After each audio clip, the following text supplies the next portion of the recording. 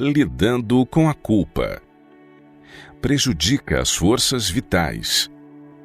Desgosto, ansiedade, descontentamento, remorso, culpa, desconfiança. Todos tendem a consumir as forças vitais e a convidar à decadência e à morte. Como libertar-se? Esse sentimento de culpa tem de ser deposto ao pé da cruz do Calvário. O senso de pecaminosidade envenenou as fontes da vida e da verdadeira felicidade. Agora Jesus diz: lance tudo sobre mim, eu levarei seu pecado, dar-lhe-ei paz. Não destrua por mais tempo seu respeito próprio, pois eu resgatei você com o preço do meu próprio sangue. Você me pertence, sua vontade enfraquecida eu fortalecerei, seu remorso pelo pecado eu removerei. Portanto, volva seu grato coração tremendo de incerteza e agarre-se à esperança colocada à sua frente. Deus aceita seu coração quebrantado e contrito. Ele lhe oferece livre perdão. Ele quer adotar você e conceder-lhe graça para ajudar em sua fraqueza. E o amado Jesus conduzirá você passo a passo, se tão somente puser sua mão na dele e se entregar à sua direção. Jesus dá o perdão. Satanás procura desviar nossa mente do poderoso ajudador, para nos levar a pensar em nossa degeneração. Mas ainda que Jesus veja a culpa, ele pronuncia o perdão. E nós não devemos desonrar duvidando de seu amor. Amor que liberta. O amor difundido por Cristo por todo o ser é um poder vitalizante. Todo órgão vital, o cérebro, o coração, os nervos, esse amor toca, transmitindo cura. Por ele são despertadas para a atividade as mais altas energias do ser. Liberta a pessoa da culpa e da dor, da ansiedade e do cuidado que consomem as forças vitais. Vem com ele serenidade e compostura. Implanta na vida uma alegria que coisa alguma terrestre pode destruir. A alegria do Espírito Santo, alegria que comunica saúde e vida. O maior Salvador. Se você se julga o maior dos pecadores, é de Cristo exatamente que você necessita, o maior Salvador. Levante a cabeça e olhe para fora de si mesmo, para além do seu pecado, para o Salvador erguido na cruz, fora da venenosa e mortal picada da serpente, para o Cordeiro de Deus que tira o pecado do mundo. Ele dá descanso. Ele carregou o fardo de nossa culpa. Ele tomará o peso de nossos cansados ombros. Ele nos dará descanso. O fardo de cuidado e aflição, ele o conduzirá também. Convida-nos a lançar sobre ele toda a nossa solicitude, pois nos traz em seu coração. Não há pecado insignificante. Deus não considera todos os pecados igualmente graves.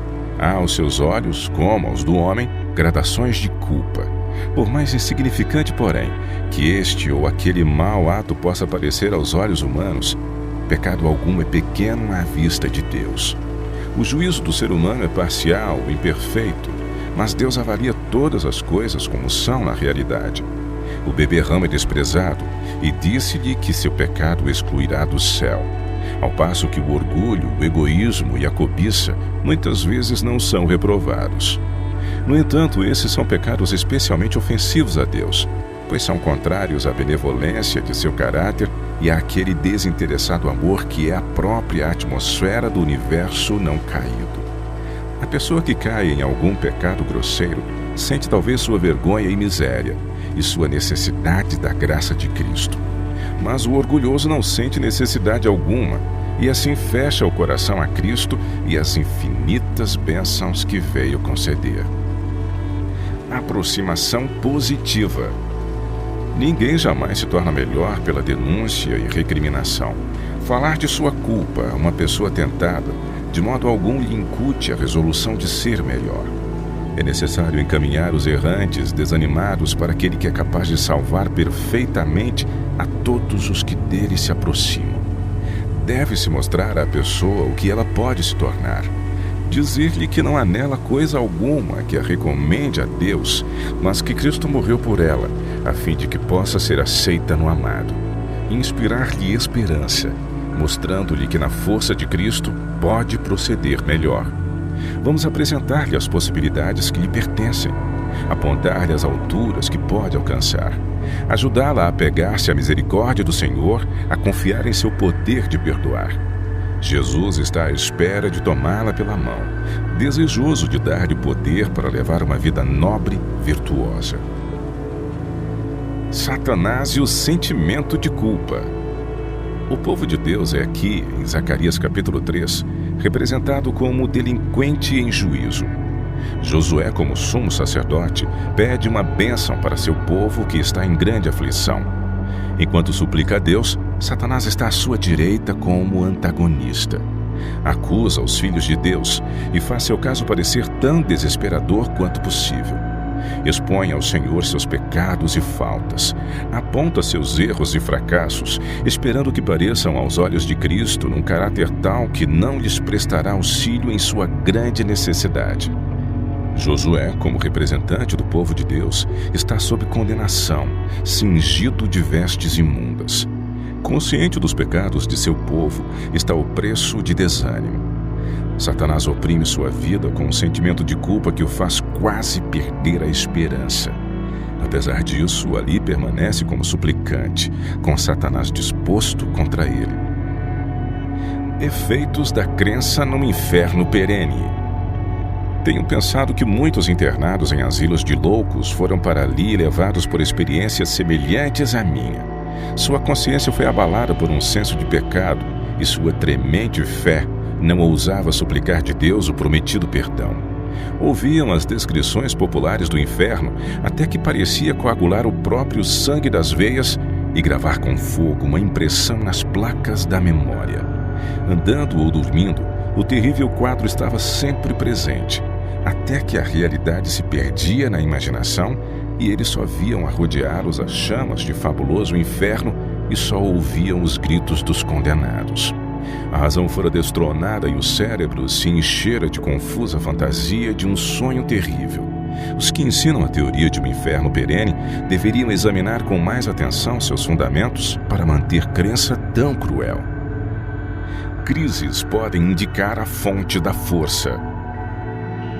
Deus muitas vezes leva os homens a uma crise para mostrar-lhes sua fraqueza e apontar-lhes a fonte da força. Se orarem e vigiarem em oração, lutando com bravura, seus pontos fracos se transformarão em pontos fortes. A experiência de Jacó encerra valiosas lições para nós. Deus ensinou a Jacó que, em sua própria força, jamais alcançaria a vitória, que teria de lutar com Deus em busca de forças do alto. Lembrar-se da graça de Cristo. Quando, depois de seu pecado de enganar a Esaú, Jacó fugiu do lar paterno, ficou abatido pela consciência da culpa.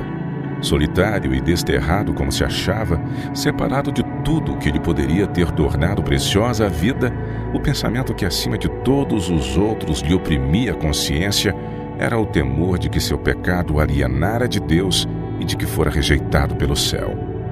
Com tristeza deitou-se para repousar sobre a terra nua, tendo em volta de si apenas as solitárias montanhas e acima o céu resplandecente de estrelas. Quando dormia, estranha luz lhe feriu a vista.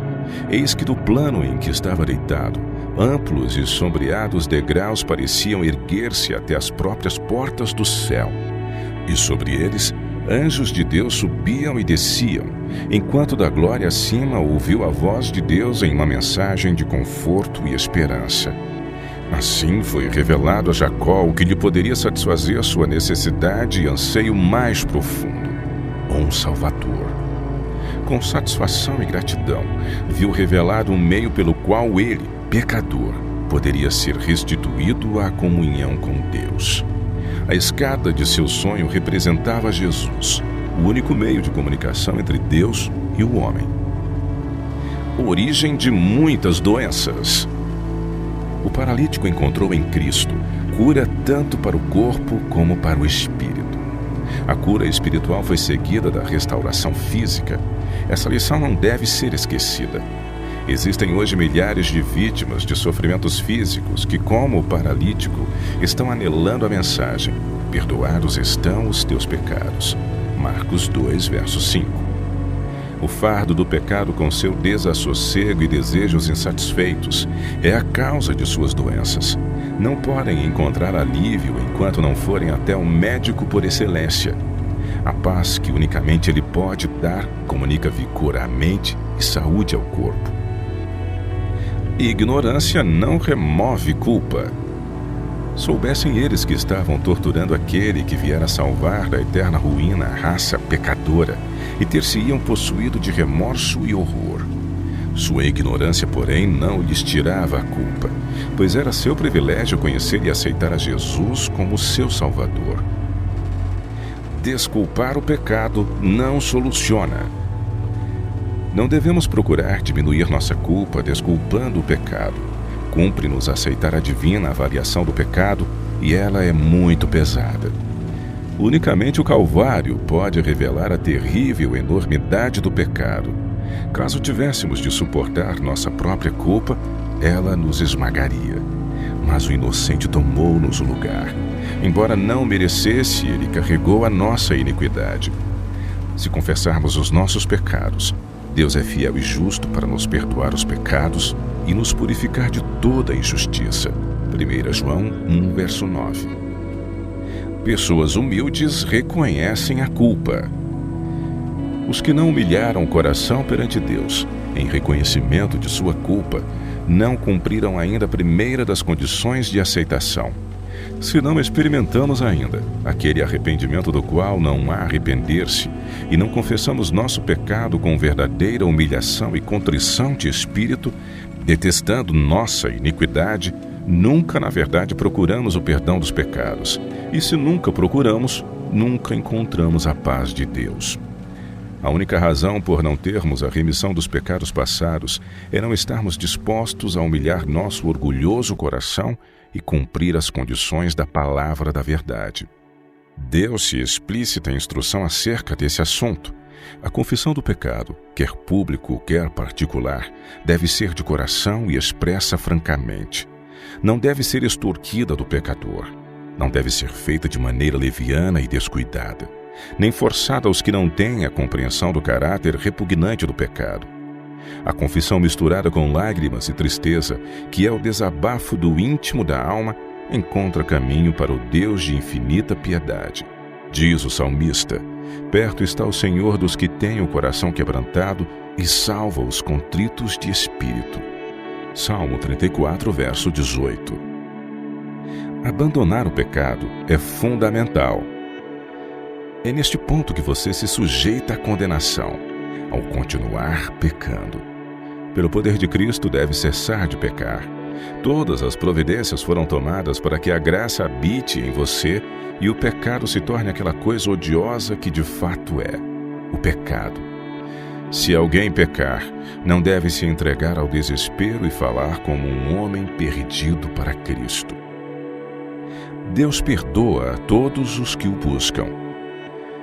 Deus, com justiça, condena a todos que não aceitam a Cristo como seu Salvador pessoal, mas perdoa a todos que dele se aproximam com fé, e os habilita a fazerem a obra de Deus e, pela fé, estarem unidos com Cristo.